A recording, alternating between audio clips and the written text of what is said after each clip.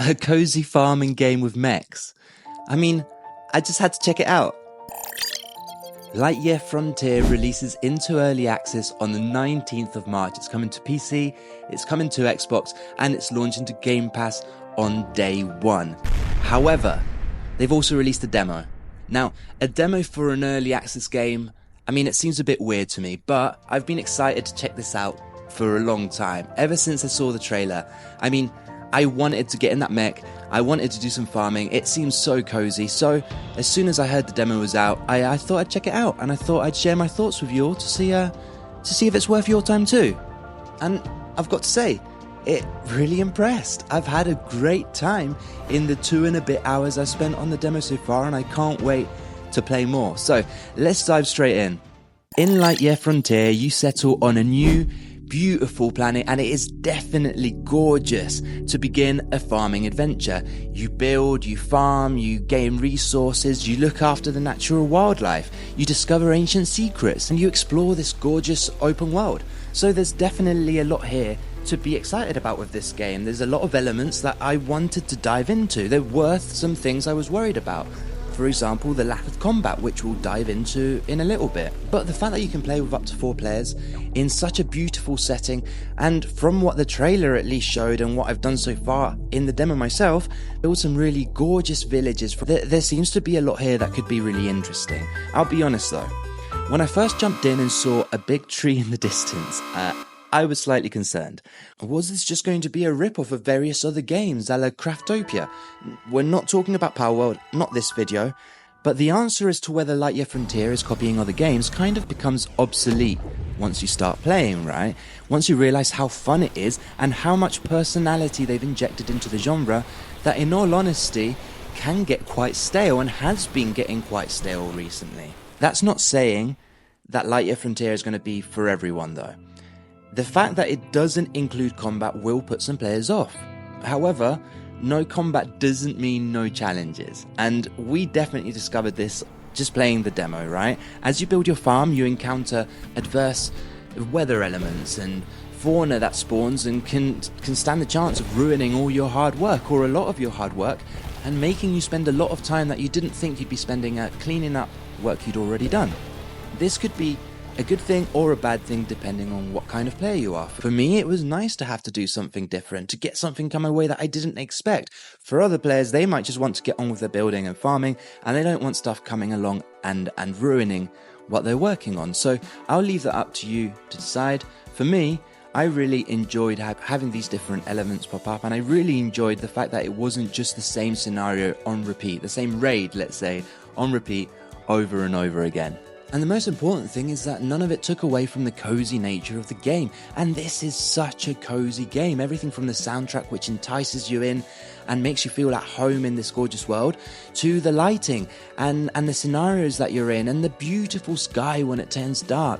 All of this made me feel so cozy, and it was easy to spend time planning what I wanted to do next, and just adventuring through the world to figure out what I'd find. One thing that I did get really distracted with and enjoyed was getting to customize my mech. Not just in terms of upgrades and making your job around the farm and around the world easier, but also in terms of visuals, being able to buy different parts for the mech, being able to even collect plants that you can turn into paint to paint the mech. I didn't get into that in the demo, although we did find some paint, so maybe that's something I'll try next time. But I'm sure if you're into customization, that's something you'll really enjoy putting your time into.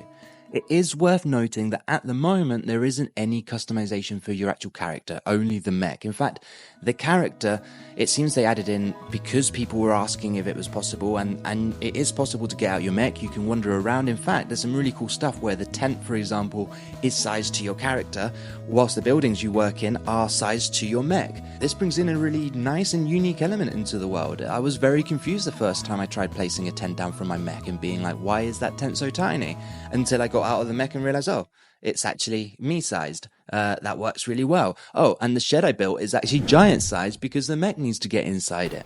So yeah, there is a character and you can move around and explore the world in it. There are limitations to it. You can't pick up stuff. You can only drop it into your mech. Your mech is the one with all the inventory that carries all the stuff, which can cause annoyance sometimes where you get out of your mech, do some stuff by hand, and then can't pick it up because you've left your mech around the corner and need to go collect it again. I'm sure this is stuff they'll iron out, and from what I've read on their website, they are looking at making the character customizable as well, if it's something that the community wants. So if it's something that you'd be into, maybe make some noise. Let's let them know that it's something we want to see in the game.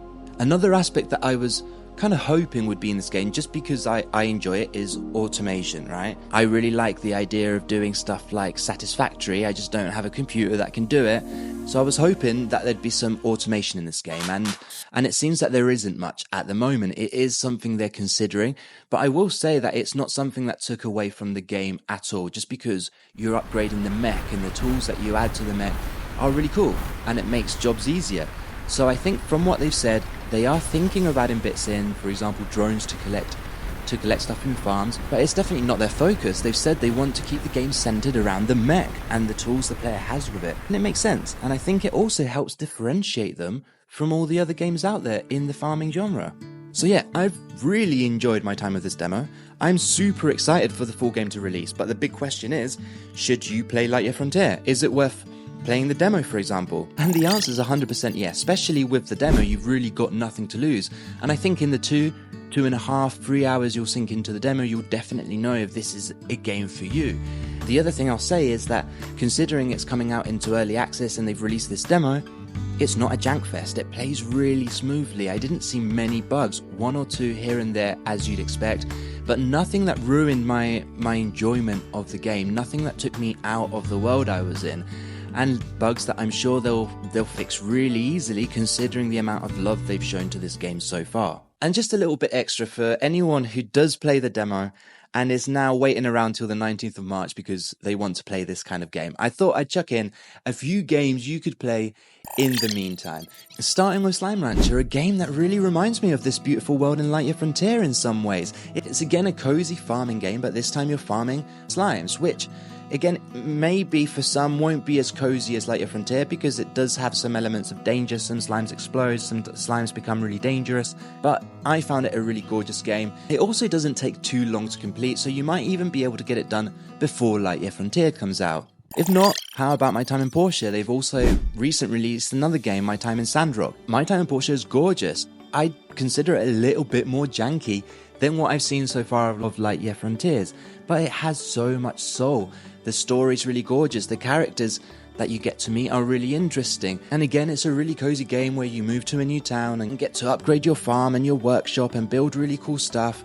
It's not as centered around the farming, it's more centered around what you can build and helping your community, but I think it's a game you'd really enjoy if you're waiting for Lightyear Frontiers to release. And the last one I'll throw out at you is Stardew Valley. Why the hell are you telling us about a game everyone knows about, you may ask?